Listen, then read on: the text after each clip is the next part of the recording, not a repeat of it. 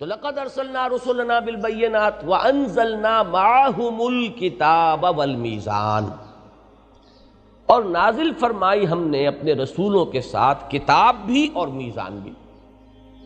کتاب ہمیں معلوم ہے تورات کتاب ہے، انجیل کتاب ہے، زبور کتاب ہے، اور الکتاب مکمل کتاب، آخری کتاب وہ قرآن حکیم ہے۔ میزان اس کے علاوہ ایک شے ہے۔ میزان کسے کہتے ہیں؟ یہ ایک آلہ ہے جس سے آپ وزن کرتے ہیں، مفعال کے وزن پر وزن سے میوزان بننا چاہیے، وہ واو بدل گیا یہ میں میزان۔ میزان آپ اردو میں بولتے ہیں، میزان عمل بھی ہوتی ہے، اور میزان یہ بھی ہے کہ جو جس کو دھرم کنڈا کہیں بولتے ہیں کہیں کچھ، یہ میزان ہے سب۔ میزان تولنے کا آلہ ہے، کسی شے کا تعین کرنا، اس کے وزن کو جاننا۔ یہ میزان جو ہے یہ در حقیقت وہ شریعت کا نظام ہے کہ جس میں سب کے حقوق اور فرائض کو تول دیا گیا، کس کو کیا کرنا ہے، کیا ذمہ داری ہے اس کی، اور کیا اس کے حقوق ہے۔ حقوق و فرائض کا سارا معاملہ ہے، اس میں عدم توازن ہو جائے وَأَقِيمُوا الْوَزْنَ بِالْقِسْطِ وَلَا تُخْسِرُوا الْمِيزَانَ، اس توازن کو برقرار رکھو عدل و انصاف کے ساتھ۔ اگر اس میں ذرا ادھر ادھر ہو گیا، مزدور کو اس کا حق نہ ملا، اور سرمایہ دار جو ہے انتہائی سادگی سے کھا گیا مزدور مات، اگر یہ ہو گیا تو ایک وقت آئے گا کہ مزدور جو ہے تختہ الٹ دے گا، تصادم ہوگا، نتائج نکلیں گے۔ عورتوں کو اگر آپ نے ان کے وہ جائز حقوق بھی نہ دیے کہ جو شریعت دیتی ہے، تو وہی عورتیں پھر سینہ تان کر مقابلے میں آ کر کھڑی ہوں گی، اور جو حدود اور قیود شریعت کے ہیں ان سے تجاوز کر جائیں گے۔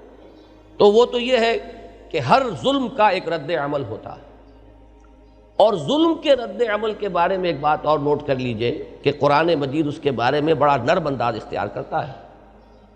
لا يحب اللہ الجہر بالسوء الا من ظلم، اللہ تعالیٰ کو یہ بالکل پسند نہیں ہے کہ بری بات جو ہے بلند آوازی سے کہی جائے، لیکن یہ کہ جس پر ظلم کیا گیا ہو اس کے بارے میں اللہ تعالیٰ نرمی برتے گا۔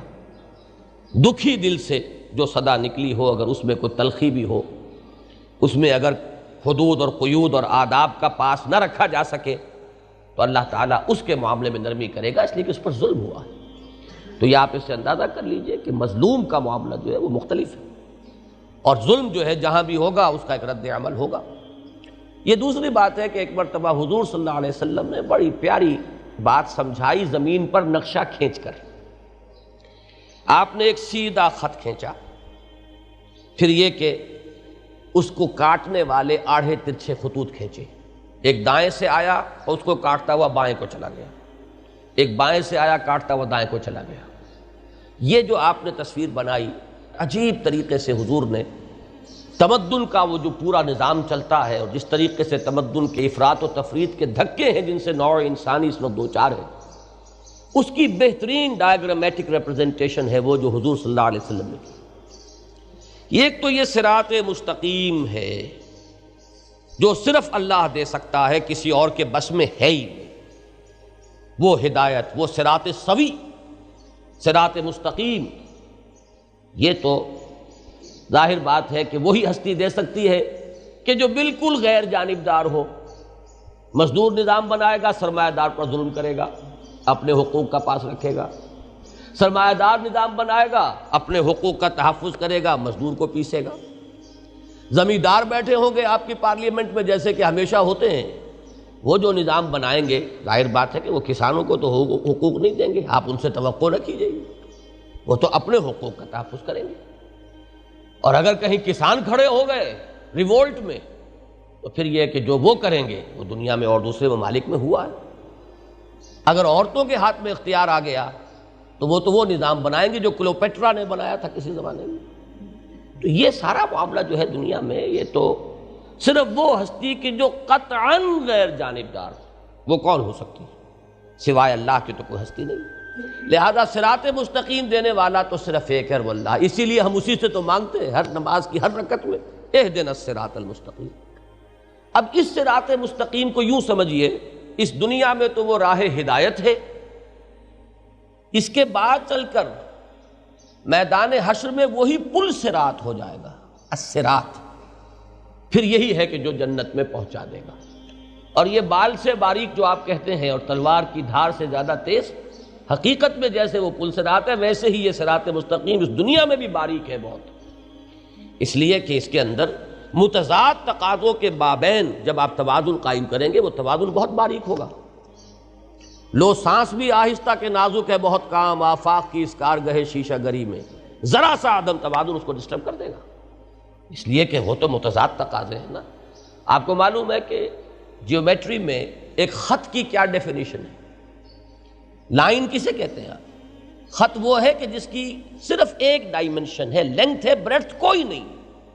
اگرچہ ممکن نہیں آپ پینسل باریک ترین پینسل سے بھی خط کھینچیں گے تو آخر کچھ نہ کچھ تو اس کی بریڈتھ ہے نا، لیکن نظری طور پر جب آپ ڈیفائن کرتے ہیں کہ خط کسے کہتے ہیں، نقطہ تو وہ ہے جس کی کوئی ڈائمنشن ہے ہی نہیں سرے سے، وہ تو خالص نظری شے ہے۔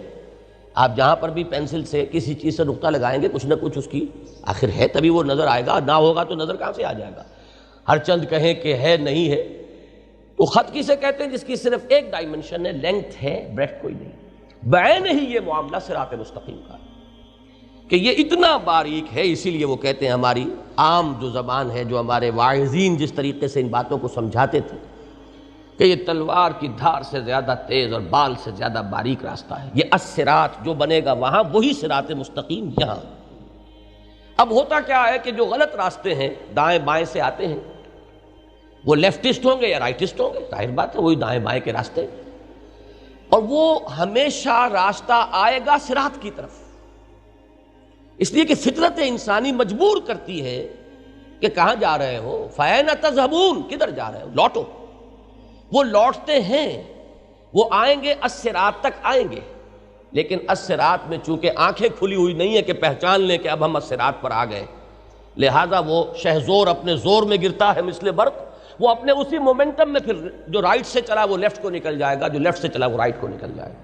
وہ کاٹیں گے اسی صراط مستقیم کو، آئیں گے لامحالہ اسی کی طرف، پھر ایک انتہا پر پہنچ کر پھر انہیں ہوش آئے گا یہ کیا حماقت ہم کر بیٹھے ہیں، ہم تو دوسری انتہا کو نکل گئے، پھر واپس آئیں گے الصراط کی طرف، وہ میگنیٹ انہیں کھینچے گا، اس میں کشش ہے، اس لیے کہ وہ فطرت کا راستہ ہے، جا نہیں سکتے اس سے بہت دور، جائیں گے پھر لوٹیں گے، لیکن پھر اس صراط مستقیم پر رکتے نہیں ہیں، پھر وہ بائیں طرف کو نکل جائیں گے۔ یہ ہیں وہ غلط راستے کہ جو اس دنیا میں تمدن کے ارتقاء میں چل رہے ہیں۔ اب اس میں وہ میزان کہ جو تول کر بالکل بتا دے کہ کس کا حق کیا ہے، کس کے فرائض کیا ہیں، تو یہ تین چیزیں ہیں کہ جو اللہ نے نازل کی۔